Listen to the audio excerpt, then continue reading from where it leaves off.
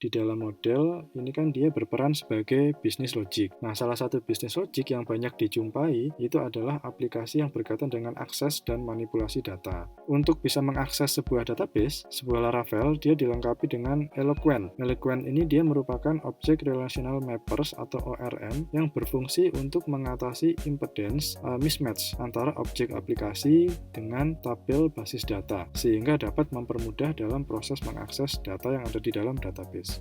Nah, untuk membuat model, kita dapat menggunakan artisan, misalnya PHP, spasi artisan, kemudian make model mahasiswa. Nah, setelah mahasiswa ini ada migration ya. Kalau kita menggunakan min migration, maka kita akan menggunakan Eloquent tadi. Jadi, nanti si Laravel, dia akan membuat suatu file yang namanya migration. Kenapa kok disebut dengan migration?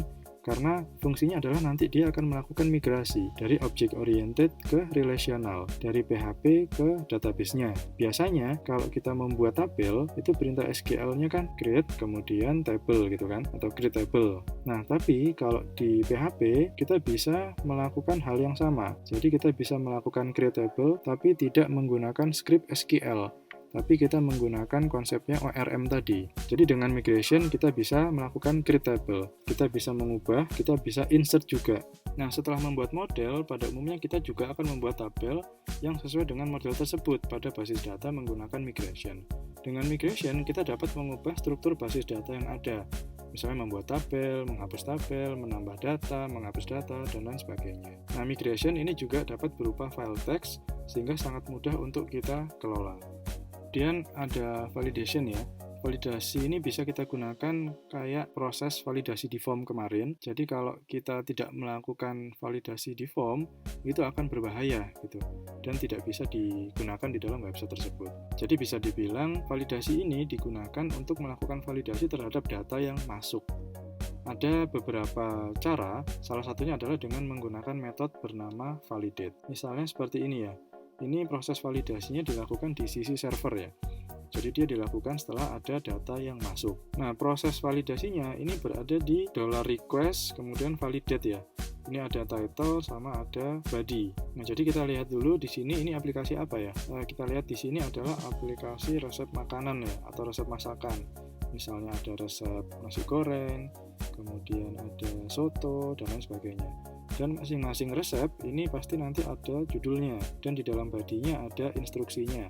Misalnya bahannya apa, cara masaknya apa. Nah, dari sini kita bisa melihat validasinya apa terhadap sebuah title. Jadi required artinya harus ada ya. Title di sini tidak boleh kosong. Semua resep yang ada ini harus ada judulnya dengan maksimal karakter 125 dan dia bersifat unik ya di sini ya. Jadi kalau ada satu judul, dia tidak bisa digunakan judul yang lain. Misalnya kalau sudah ada soto, nah dia tidak boleh ada soto yang lain. Kita bisa menggantinya dengan kata yang lain. Nah, ini dia semacam pattern yang nanti bisa kita gunakan. Jadi kalau misalnya kita ingin menggunakan fitur validasinya Laravel, kita lihat dia basisnya string ya. Jadi dia suatu expression mirip-mirip dengan regular expression. Jadi kalau di Laravel ya, dia sudah seperti ini ya. Jadi dia lebih mudah daripada kita coding dari awal. Misalnya if sama dengan null atau if sama dengan tidak unique. Nah, ini kan kalau misalnya kita select dari database, ini kan nanti jadi tidak praktis ya.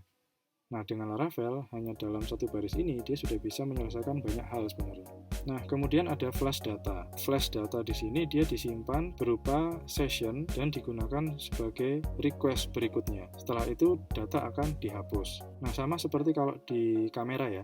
Di kamera, flash itu kan nyalanya kan hanya sesaat ya. Flash itu akan nyala, kemudian dia akan mati lagi. Nah, tetapi kalau misalnya dia nyala terus, ini dia dapat berupa kayak semacam senter atau lampu gitu ya. Konsepnya dia hanya digunakan sekali, kemudian setelah itu data akan dihapus. Nah, proses penambahan data ini itu kan biasanya hanya satu kali saja ya. Setelah itu akan hilang gitu. Nah, kita bisa menggunakan flash data.